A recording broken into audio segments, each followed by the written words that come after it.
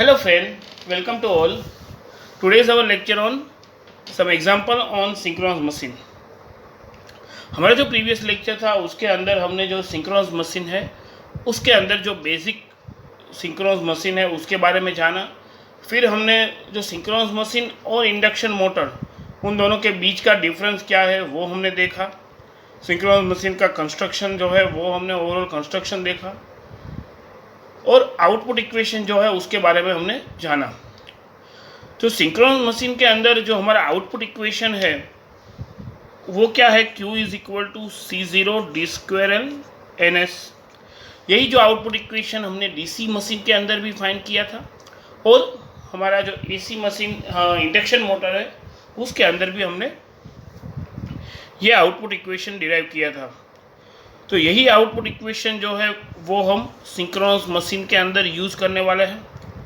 अब हमें मालूम है कि हमने जो प्रीवियस लेक्चर के अंदर जो हमने सीखा था, हमें मालूम है कि ये जो d2L है वो हमारा मेन डायमेंशन है, यानी कि ये ओवरऑल साइज़ होगी, ये हमारी मोटर है। तो ये स्टेटर की जो ओवरऑल लेंथ होगी वो L और जो डायामीटर होगा वो D, यानी हमें ओवरऑल साइज़ की वैल्यू जो है वो हमें D और L फाइंड करने से मिल जाएगी। यानी यहाँ पर हमें मेन डायमेंशन फाइंड करना है तो हमें जो है वो वैल्यू मिल जाएगी D और L से। अब ये D और L जो है वो फाइंड करने के लिए हमें आउटपुट और हमारी स्पीड उन दोनों की वैल्यू चाहिए। तो ये आउटपुट और स्पीड की वैल्यू जो है वो हमारे पास होगी, यानी कि जो भी हमारे पास इंडक्शन मोटर की तो यहाँ पर सिंक्रोनस मशीन की डिज़ाइन की बात कर रहे हैं। तो सिंक्रोनस मशीन का जो भी आउटपुट है हमें चाहिए, जो आउटपुट और जिस स्पीड पर हमें मोटर को रन कराना है वो स्पीड, यानी कि यहाँ पर तो सिंक्रोनस स्पीड पर वर्क करेगा, यानी सिंक्रोनस स्पीड और आउटपुट ये दोनों की वैल्यू जो है वो हमें पास पहले से ही होगी। उससे हम क्या करने वाले हैं, D और L की वैल्यू निकालेंगे। अब ये D और L की वैल्यू निकालने के लिए हमें C0 की वैल्यू फाइंड करनी होगी। अब ये C0 मतलब क्या है, C0 is equal to 11 into BAV AC KW into 10⁻³ अब इस फॉर्मूला से हम C0 की वैल्यू निकाल पाएंगे।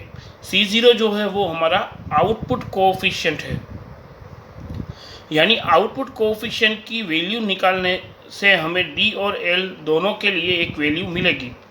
तो अब d2L की वैल्यू फाइंड करने के लिए C0 फाइंड करेंगे। C0 निकालने के लिए हमें BAV AC और KW की वैल्यू फाइंड करनी है।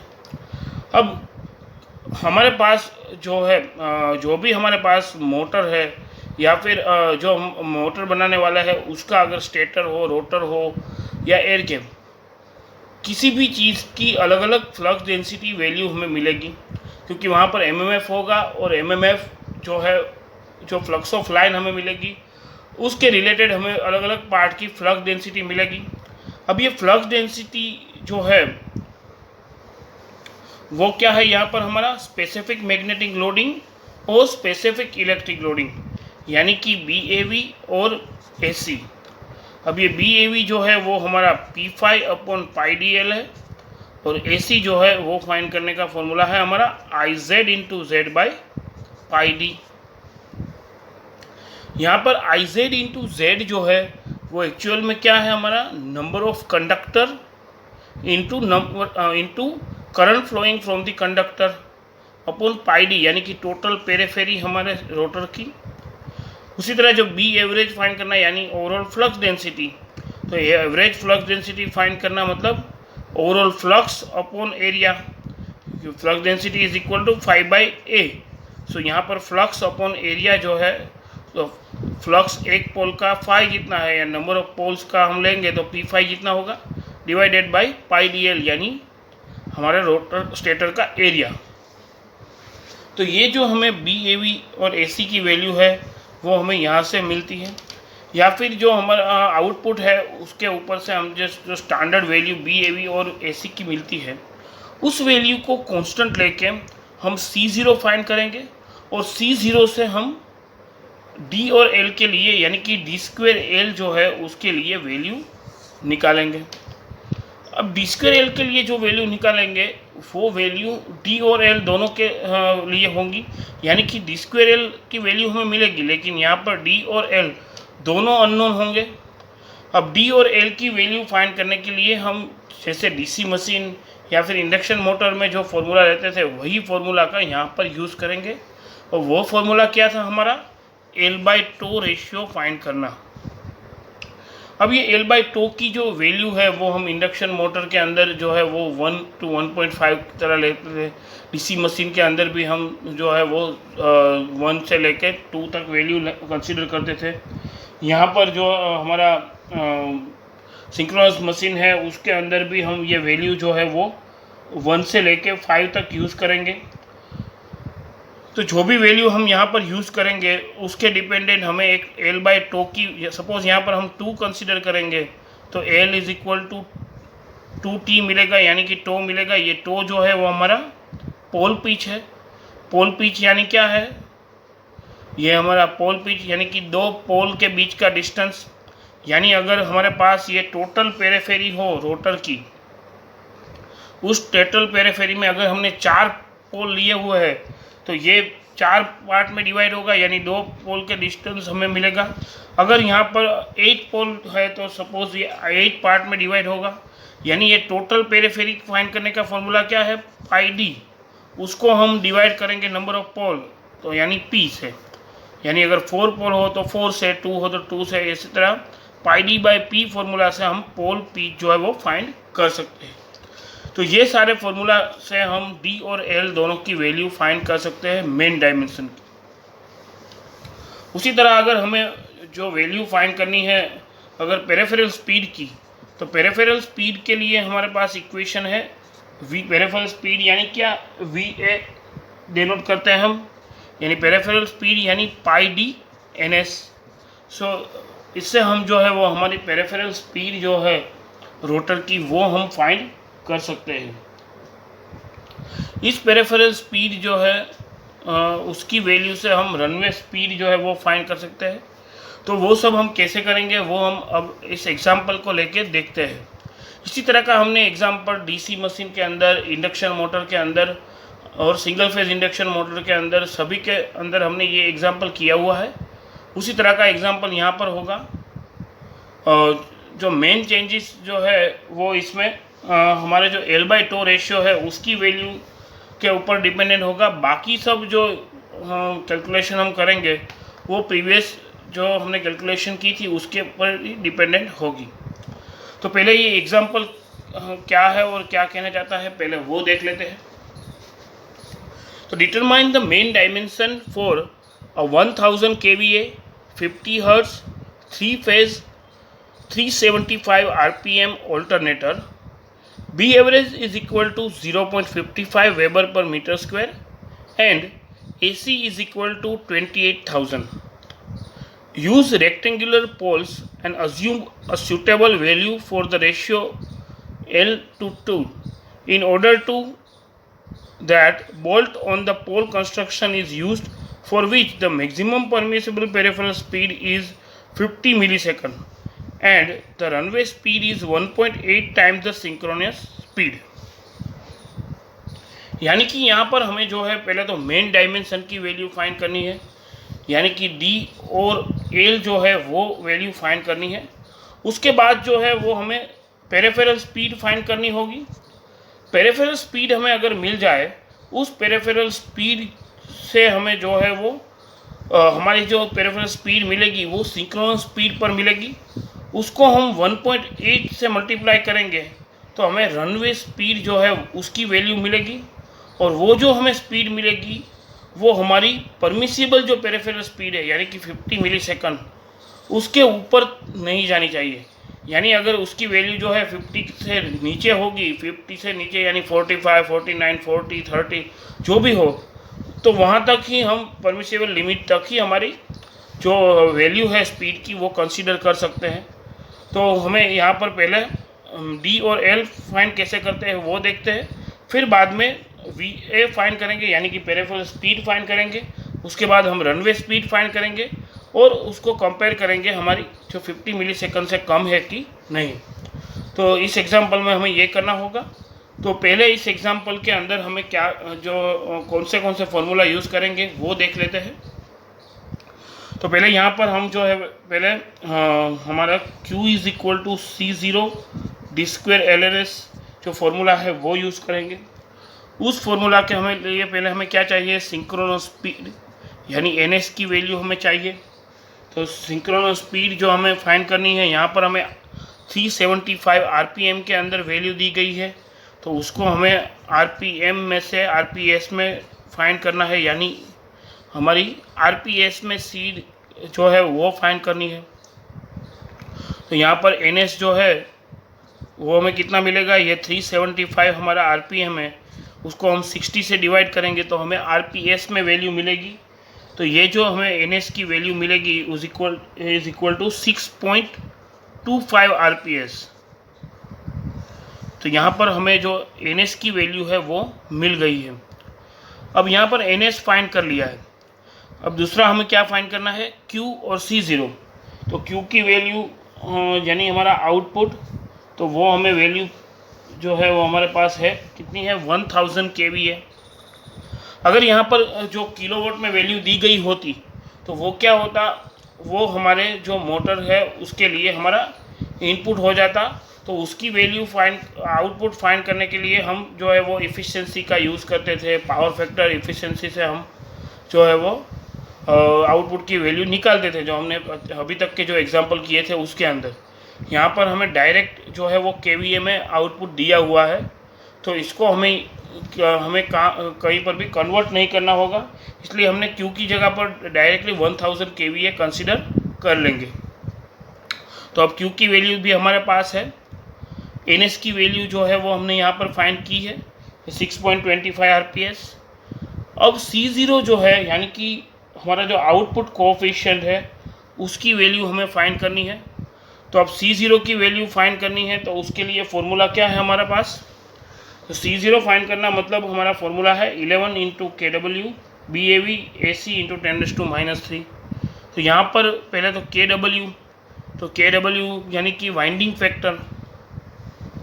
अब वाइंडिंग फैक्टर के लिए हमें जो है पिच फैक्टर या डिस्ट्रीब्यूशन फैक्टर या फिर एंगल की वैल्यू कुछ भी नहीं दिया हुआ है। तो यहाँ पर हम क्या करेंगे कि वाइंडिंग फैक्टर जो है उसको हम अज्यूम कर लेंगे। वाइंडिंग फैक्टर हम ज़्यादा तौर पर जो अज्यूम करते हैं उसकी वैल्यू 0.955 कंसिडर करते हैं, यानी KW इज इक्वल टू 0.955।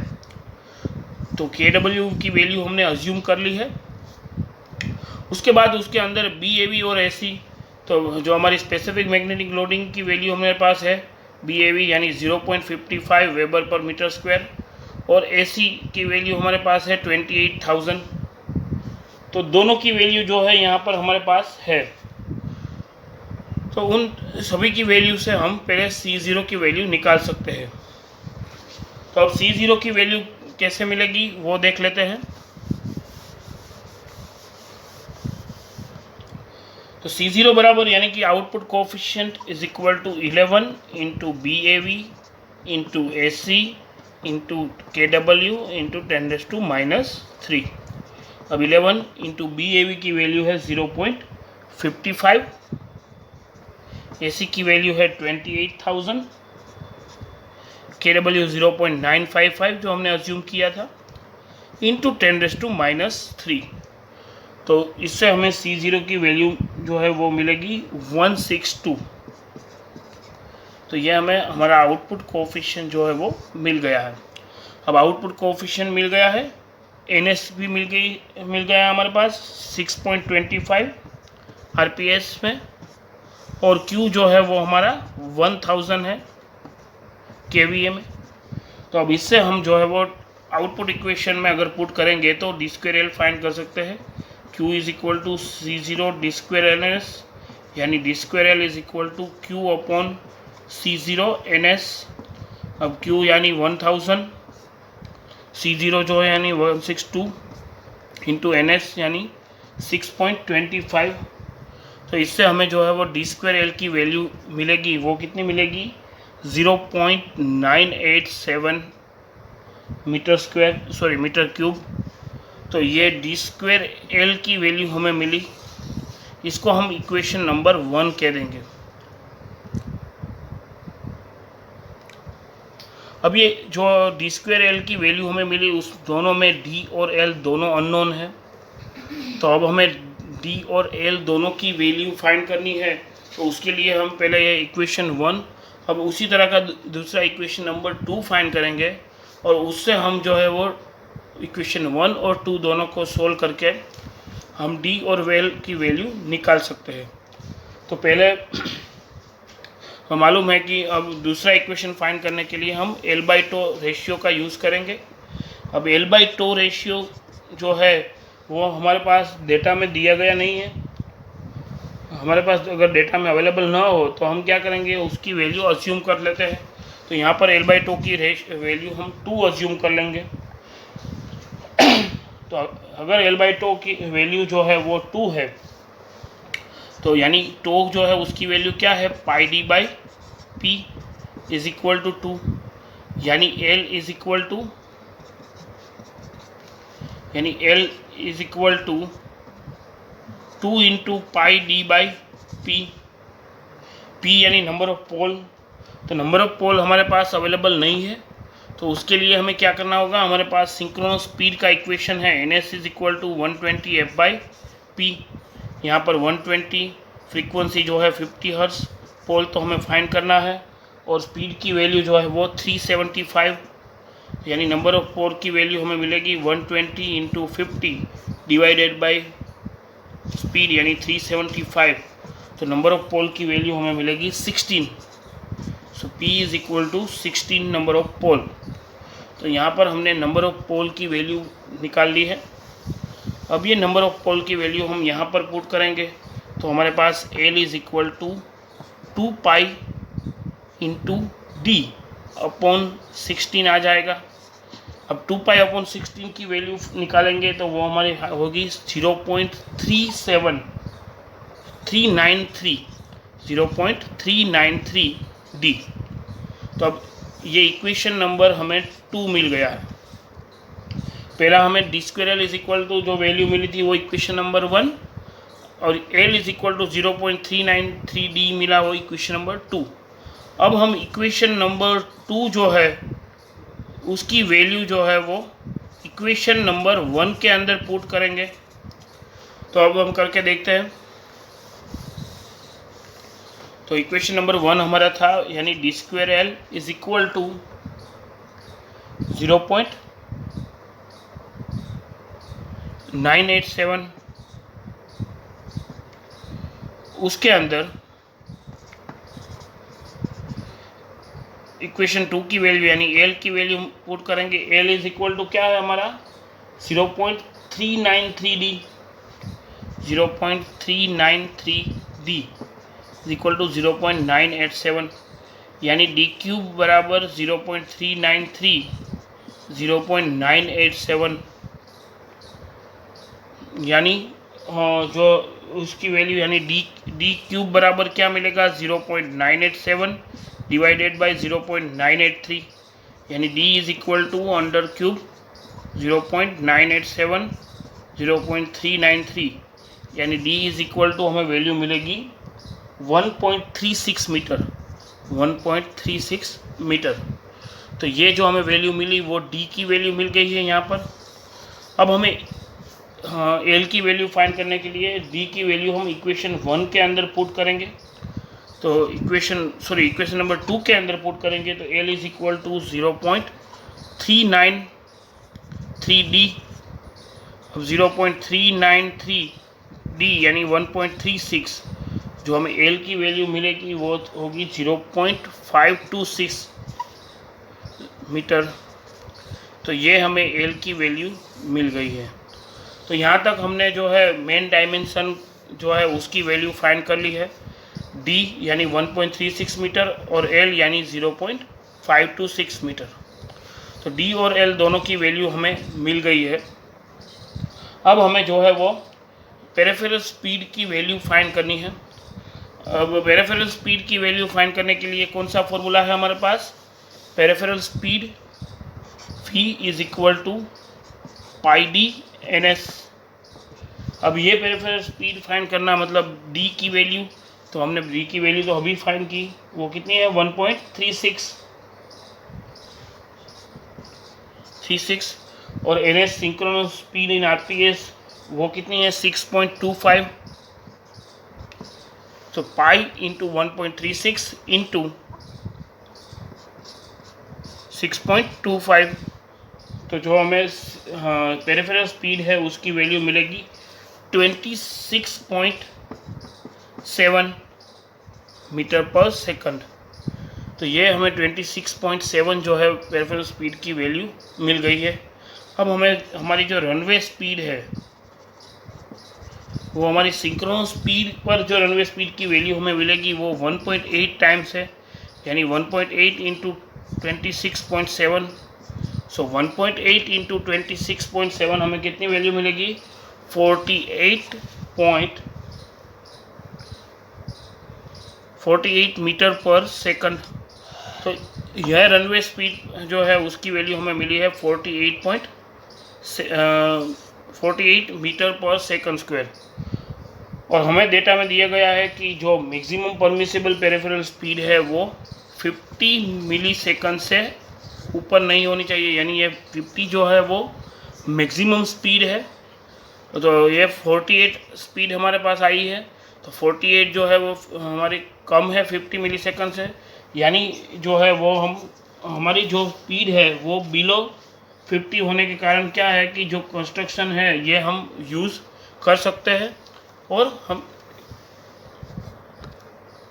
तो यहाँ तक जो एग्ज़ाम्पल था वो हमने फाइंड किया। इस एग्ज़ाम्पल जो है वो सेम एज इंडक्शन मोटर और डीसी मशीन की तरह ही था, सिर्फ हमारे L/τ की जो वैल्यू है वही चेंज हो रही है, वो हमने देखा। तो इसी तरह के जो दूसरे एग्ज़ाम्पल है वो हम अब अगले लेक्चर के अंदर देखेंगे। Thank you.